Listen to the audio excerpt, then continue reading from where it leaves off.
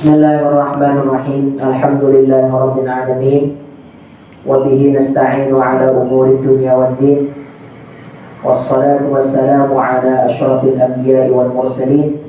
Sayyidina wa habibina wa syafi'ina wa maulana Muhammadin habibi rabbil alamin wa ala alihi wa sahbihi ajma'in, amma ba'd.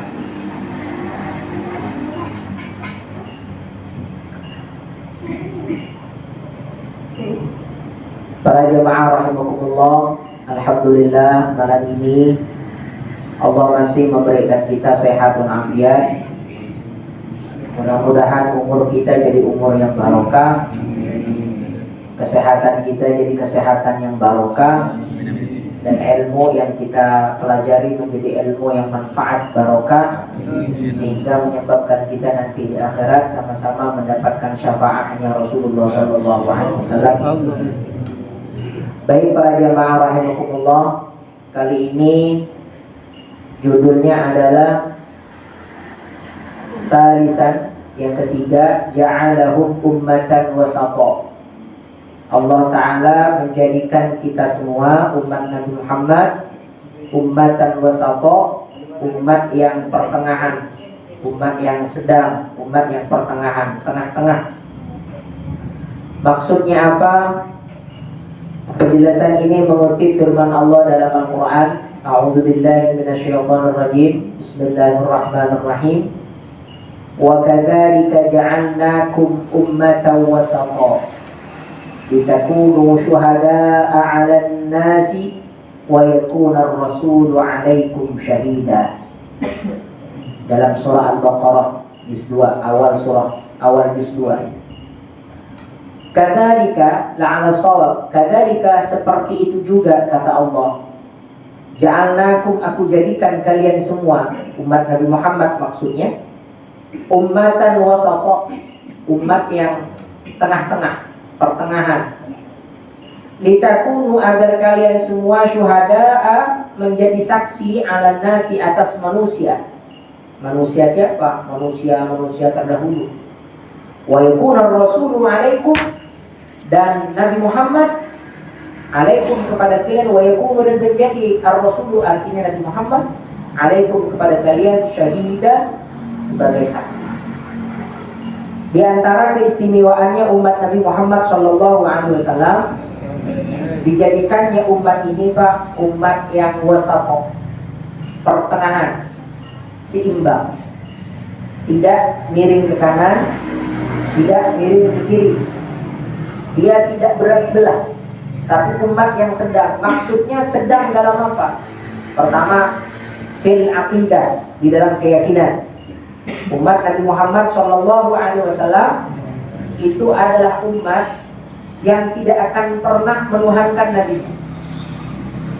Kalau umat-umat terdahulu itu ada yang menuhankan Nabinya. Contoh seperti yang terjadi kepada orang Yahudi. Sepeninggal Nabi Musa wafat, sekitar 100 tahun setelah Nabi Musa wafat, itu sudah tidak ada lagi Pak orang yang hafal kitab Taurat. Sudah tidak ada lagi orang yang hafal kitab Taurat. Lalu muncul seorang pemuda yang bernama Uzair. Uzair itu hafal kitab Taurat. Karena di masa itu tidak ada orang yang hafal Taurat kecuali Uzair, maka Yahudi yang sekampung yang ketemu dengan Uzair menganggap Uzair itu sebagai anaknya Tuhan. Wa qalatil yahudu Uzair ibnullah. Bahkan Uzair itu mereka sembah, dianggap sebagai titisannya Tuhan. Begitu juga yang terjadi kepada Nasoro, orang-orang Nasrani. Ketika Nabi Isa itu terlahir dengan izin Allah, terlahir, ditiup ruhnya, ditiupkan oleh Allah ruhnya ke ibunya, tanpa bersuami dia melahirkan daripada Nabi Isa, Sayyidatuna Maryam. Ketika mulai kecil, Sayyidatuna Maryam itu sedang menggendong bayinya, karena baru lahir Pak, digendong. Ketemu dengan orang Yahudi menuduh daripada Sayyidatuna Maryam itu sebagai pezina, seorang perempuan yang jelek. Padahal ibunya, kata orang Yahudi, padahal ibu kamu itu adalah orang yang baik. Kenapa kamu melakukan demikian? Sayyidatuna Maryam itu diam saja. Akhirnya kata Siti Maryam, kalau kamu mau bertanya tentang bayi ini, tanya langsung dengan bayinya. Orang Yahudi makin bingung, Pak, menganggap Siti Maryam itu sudah gila. Masa kita yang dewasa disuruh ngomong dengan anak yang baru lahir? Tapi ketika ada salah satu tokoh datang kepada bayi itu dan bertanya, wahai bayi, kamu ini siapa? Dijawab, ngomong bayi itu, Nabi Musa yang masih kecil, yang baru lahir, belum beberapa bulan, belum 1 minggu itu lahir, ngomong, inni abdullah ataniyal kitab, saya ini adalah hamba ya Allah dan datang kepadaku sebuah kitab. Karena ada bayi yang belum masanya ngomong, bisa ngomong, Pak. Dan Nabi Isa itu punya kelebihan dalam segi pengobatan, maka disebut Al-Masih. Masih itu artinya yang mengusap. Orang sakit itu cukup diusap oleh Nabi Isa. Ada orang buta, diusap bisa melihat. Ada orang demam, panas, diusap sembuh. Ada orang sakit apa saja, cukup diusap. Bahkan di antara kehebatan mukjizat yang Allah berikan kepada Nabi Isa itu bisa membangkitkan orang yang sudah mati. Orang mati bisa dihidupkan. Nah, karena orang Nasoro tak pernah melihat manusia yang semacam itu, Pak, maka dia menganggap waqalatin nasara al-masih ibnullah. Orang Nasoro berkata bahwa al-masih artinya Isa itu ibnullah. Mereka ifrat, mereka berlebihan dalam segi akidah. Umat Nasoro tidak Allah jadikan sebagai umat yang tengah-tengah. Sebagian mereka ada umat yang ekstrim, terlalu berlebih-lebihan dalam mencintai nabinya sampai menganggap nabinya itu sebagai Tuhan. Tapi tidak akan pernah terjadi kepada umat Nabi Muhammad SAW. Meskipun para sahabat melihat keistimewaan yang luar biasa terhadap Nabi Muhammad, maka tidak akan pernah menganggap Nabi Muhammad itu Tuhan. Padahal Rasulullah mukjizatnya luar biasa. Kalau Nabi Isa menghidupkan orang mati itu sekali, Pak, sekali kejadian. Rasulullah itu dalam sejarah disebutkan pernah menghidupkan orang mati itu 3 kali kejadian. Kalau Nabi Isa itu bisa menyembuhkan orang yang sakit dengan mengusap, Rasulullah juga bisa. Bahkan dari jemari Rasulullah itu bisa keluar air dari telunjuknya, mukjizatnya Nabi Muhammad. Ketika dalam Fathu Mekah, penaklukan Mekah, Rasulullah mau melaksanakan umrah, ikut dengan Rasulullah sekitar 1.400 sahabat tanpa membawa senjata. Di tengah perjalanan mereka dalam keadaan haus, habis bekal minuman tinggal sedikit. Maka Rasulullah meminta yang sisa sedikit itu lalu dituangkan ke telapak tangan Nabi, digenggam oleh Rasulullah dan membalikkan telapak tangannya. Kemudian Nabi melepaskan telunjuknya. Dari telunjuknya ini mengalir air yang banyak. Sahabat semuanya bisa berwudu, bisa minum dengan puas, bahkan bisa mencukupi, memenuhi botol-botol atau perbekalan mereka. Cukup untuk wudu, cukup untuk minum, cukup untuk perbekalan. Padahal asalnya cuma segenggam. Jadi yang ibaratnya dari telunjuknya jadi sumber mata air. Itu Nabi Muhammad, mukjizatnya Rasulullah SAW. Bisa berbicara dengan binatang, bisa berbicara dengan batu. Suatu saat Rasulullah berjalan di Mekah, itu ketika masa-masa sulit dakwah. Rasulullah dihina karena miskin. Rasulullah dihina karena tak memiliki apa-apa. Rasulullah dianggap pengikutnya itu adalah orang-orang yang tak memiliki harta, bukan orang-orang kaya. Direndahkan, diremehkan. Ketika suatu saat Rasulullah melewati jalanan Mekah, kerikil-kerikil Mekah, batu-batu kecil. Batu-batu itu ngomong, Pak. Apa kata batu-batu itu? Ya Rasulullah, jikalau engkau berkehendak, kami semua batu-batu kerikil di Mekah ini jadi emas, kami bersedia jadi emas, agar engkau tidak lagi dihina dan diremehkan orang. Artinya batu itu ngomong dengan Nabi dan Nabi paham. Saking batu itu tak tega Nabi digitukan, Pak, biar Nabi kaya. Tapi Nabi tidak mau. Seandainya Nabi mau, pasti seluruh kerikil-kerikil Mekah itu jadi emas. Yaitu Nabi Muhammad SAW. Kalau kita jangankan kerikil yang sebanyak itu, Pak. Satu biji dia nawarkan, kita langsung ya. Nabi Muhammad tidak. Kenapa Nabi Muhammad tidak mau? Bukan hanya kerikil yang menawarkan. Gunung Uhud yang tinggi, yang besar, yang luas itu pernah menawarkan kepada Nabi. Warawadathu al-jibalu syummu min dhahabin. Dalam Burdah disebutkan. Gunung Uhud itu bukan menawarkan, merayu. Ya Rasulullah, mintalah kepada Allah supaya kami ini jadi emas untuk kamu. Cuma Rasulullah tak mau. Kenapa? Rasulullah memilih hidup sederhana agar seluruh umat ini bisa niru Nabi Muhammad SAW. Kalau sampai Rasulullah kaya, itu takut Rasulullah minder kepada yang tidak kaya, itu takut minder, Pak. Saya ini nanti takut tak bertemu dengan Nabi Muhammad karena berbeda gitu, harapan. Maka Nabi Muhammad tidak, memilih hidup yang sangat sederhana. Itu baginda Rasulullah SAW. Satu, kedua, kenapa Nabi memilih hidup sederhana? Itu sebagai bisyarat. Bisyarat itu artinya kabar gembira.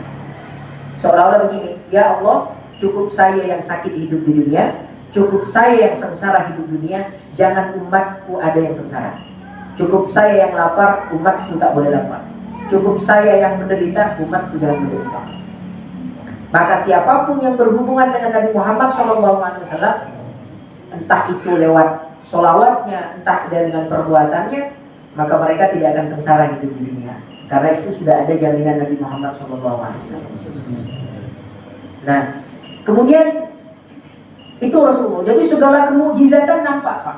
Bulan dibelah oleh Rasulullah. Nabi sebelumnya tak ada bisa membelah bulan. Bulan pernah dibelah oleh Nabi Muhammad.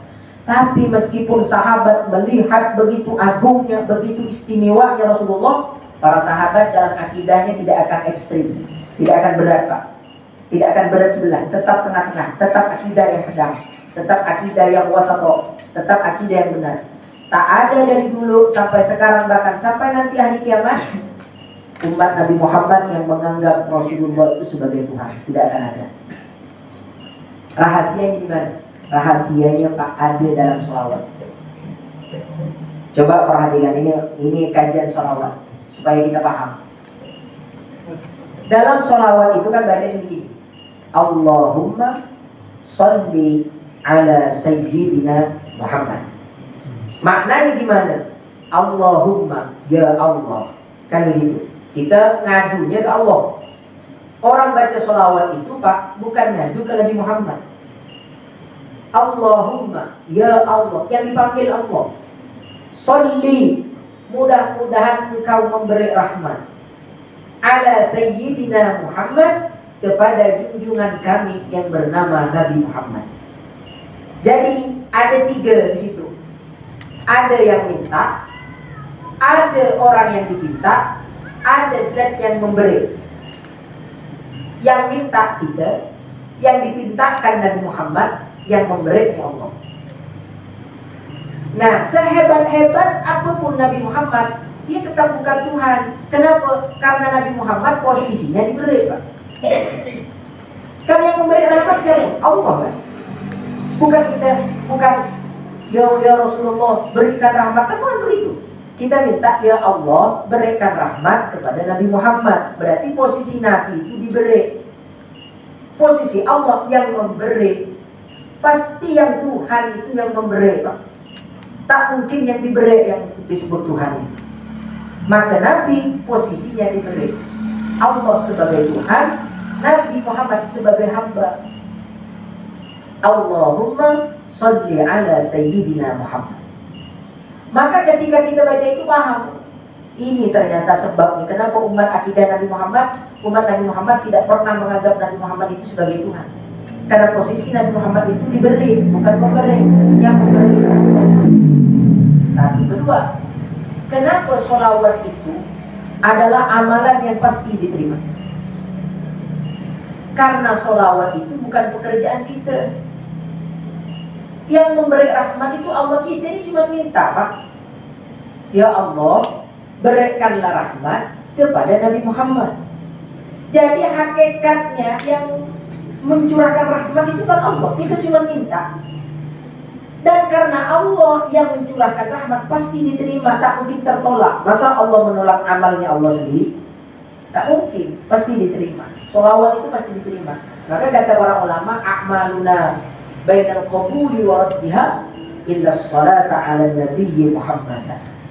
Seluruh amal kita itu masih ngambang, diterima atau tidak, kecuali sholawat yang pasti diterima, hatman bi ghairi taraddudi, pasti diterima tanpa ada keraguan. Itu maka perbanyak sholawat kepada Nabi Muhammad Sallallahu Alaihi Wasallam. Kalau biasanya kita hanya baca sholawat, sekarang pahami makna itu Pak, dirasakan, dipikirkan, diresapi. Baca Allahumma sholli ala sayyidina Muhammad itu maknanya tadi itu, ya Allah curahkan rahmat kepada Nabi Muhammad, curahkan rahmat kepada Nabi Muhammad, curahkan rahmat kepada Nabi Muhammad. Jadi maknanya dipahami. Seandainya tak ngerti sekalipun maknanya, pahalanya tetap dapat Pak. Cuma yang paham maknanya itu pahalanya lebih besar daripada yang tidak paham maknanya. Itu akidah kita. Kedua, akidah Ahlus Sunnah wal Jamaah yang benar, yang kita ikuti, itu pasti tawassul, pasti tengah-tengah. Contoh, dulu di zaman Nabi Muhammad, pasca wafatnya Nabi Muhammad SAW, di zamannya Sayyidina Utsman bin Affan. Sayyidina Utsman bin Affan menantunya Rasulullah, pemimpinnya orang Islam yang ketiga. Itu terjadi huru-hara, terjadi perbedaan ijtihad, terjadi perbedaan pendapat antar umat Islam. Jadi di zaman Utsman bin Affan itu, Sayyidina Utsman itu mengumpulkan Quran jadi satu Pak. Jadi sebelum Sayyidina Utsman bin Affan, Quran itu bermacam-macam bacaannya, ada yang begini, begini, dan begini. Dikirim ke Mesir, dikirim ke Syam, itu bermacam-macam cara bacanya. Maka dalam Quran itu ada namanya qiraah sab'ah. Jadi orang ngaji itu pakai 7 imam, salah satu imam yang diikuti. Ada macam-macam. Ada yang baca wadduha, ada yang baca wadduha, ada yang baca wa yuqimunas shalah, ada yang baca wa yuqimunas shalah, ada yang baca wa bil akhirati, ada yang diam wa bil akhirati, ada yang baca maliki yaumiddin, ada juga yang baca maliki yaumiddin, macam-macam. Kalau kita tahu imamnya, ada orang baca begitu, bukan nebak-nebak, memang dia ikut imam-imam tertentu, silakan. Yang tak boleh itu ikut-ikutan Pak. Masih ketemu di YouTube orang baca begitu, sudah pernah kita tiru, oh tidak bisa. Ada caranya. Ada ketemu di YouTube orang baca wadduha, sholat baca wadduha juga dia. Itu repot. Berarti namanya tidak bersanad, hanya ikut-ikutan. Ada caranya semua. Nah, akhirnya Quran yang sudah berceceran banyak dikirim di setiap negara tempat itu dikumpulkan, ditarik balik oleh Sayyidina Utsman bin Affan, dijadikanlah satu yang disebut dengan Rasmul Utsmani, atau tulisan yang dibukukan oleh Sayyidina Utsman bin Affan 30 juz. Karena Quran yang tadi bermacam-macam cara baca itu supaya orang tidak berbeda-beda lagi dalam bacaannya, Quran yang tidak terpakai itu oleh Sayyidina Utsman dibakar. Yang tidak suka kepada Sayyidina Utsman buat berita hoax bahasa sekarang. Sayyidina Utsman dianggap menghina Quran karena membakar Quran. Tuh Sayyidina Utsman itu tidak suka kepada mereka yang membacanya begitu, akhirnya Qurannya dibakar. Padahal maksud Sayyidina Utsman itu untuk mempersatukan. Akhirnya timbul kebencian kepada Utsman bin Affan. Singkat ceritanya, oleh kaum Khawarij yang tak sepaham dengan Sayyidina Utsman bin Affan, Sayyidina Utsman bin Affan itu dibunuh Pak, dengan cara sadis. Dipotong telinganya, dicungkil kedua belah matanya, dimutilasi, dipotong-potong.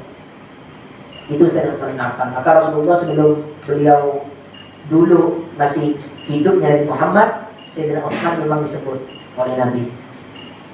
Ketika masuk Sayyidina Abu Bakar, Rasulullah bilang, "Walakal jannah, adkhilhu walakal jannah." Kata Rasulullah, suruh masuk dia itu orang surga. Jadi Sayyidina Abu Bakar ketika masuk ke rumah Rasulullah disebut sebagai ahli surga. Sayyidina Umar begitu juga disebut sebagai ahli surga.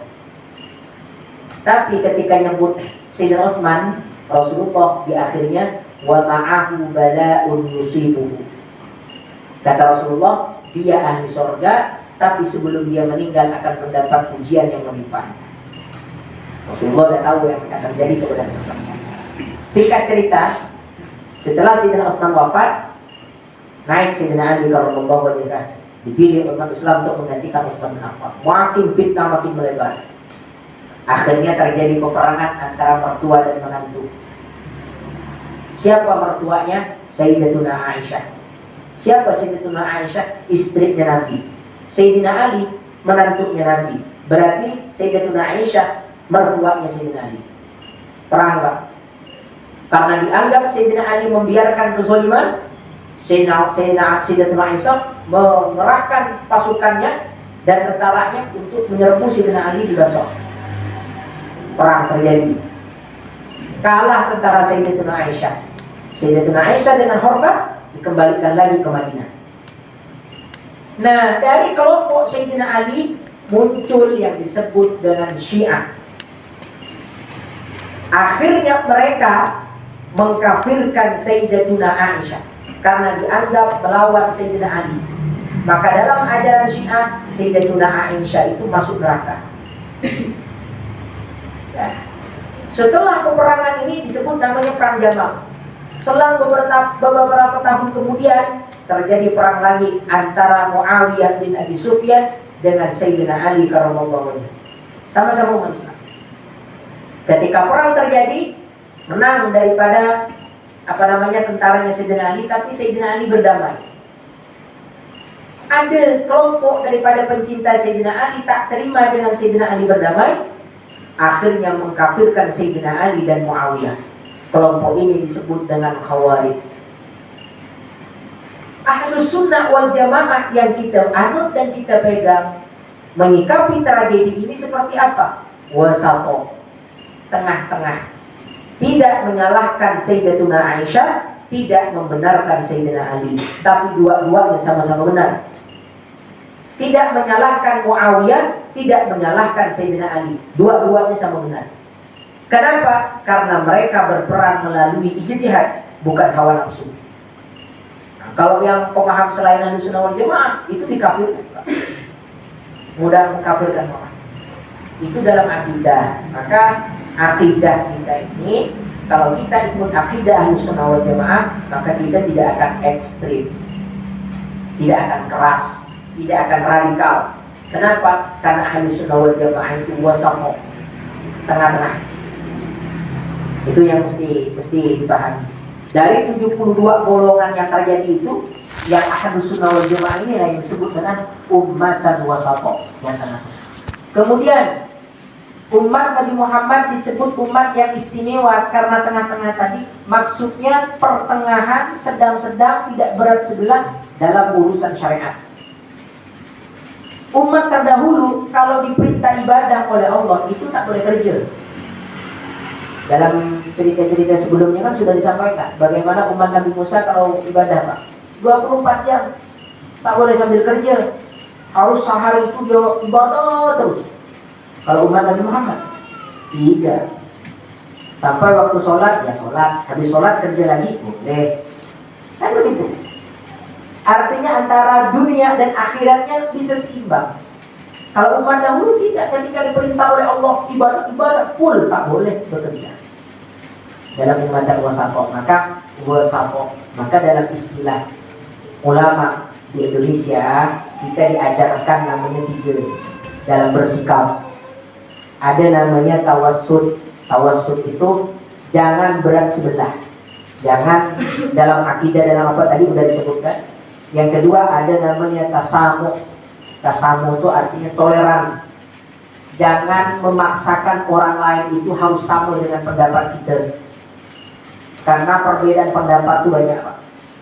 Jangan memaksakan orang lain harus sama dengan pendapat kita, dengan keinginan kita, jangan. Kita harus toleran.